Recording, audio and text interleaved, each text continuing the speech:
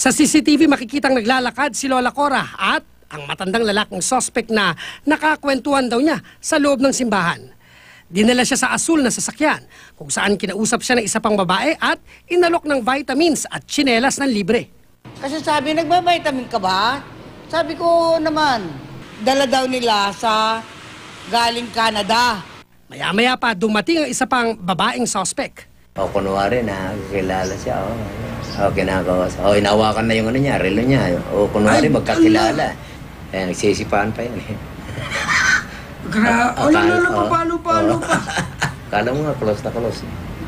Tila target daw ng mga suspect ang bracelet niya na aabot sa 90,000 pesos, kwintas na 70,000 pesos at 50,000 pesos na branded na relo. Kasi hindi ko inisip yun na budol-budol na nga yun na galing kami sa simbahan eh. Akala niyo mababait. Oo. Mabuti na lang daw, alisto si Lola. Pinapapasok niya uli. Ayaw pumasok. Pero may balak na ho ba kayong sumakay noon? Hindi siguro, hindi ako sasakay. Dahil hindi nyo kilala. Hindi ko kilala. Tsaka pangit yung sasakyan.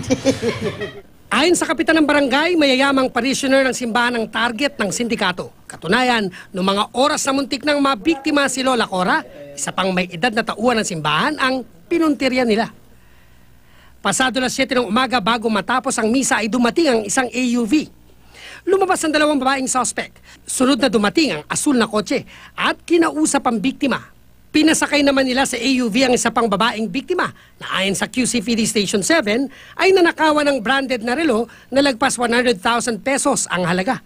Ang problema, hirap ang pulisyang matukoy ang mga suspect. Yung lead sana namin sa investigation na yung plaka ng sasakyan na ginamit nila, hindi mabasa. Pag may mga tao na lumapit sa inyo, huwag kayong agad-agad na magtiwala. Cesar Apolinario, Nakatutok, 24 Oras.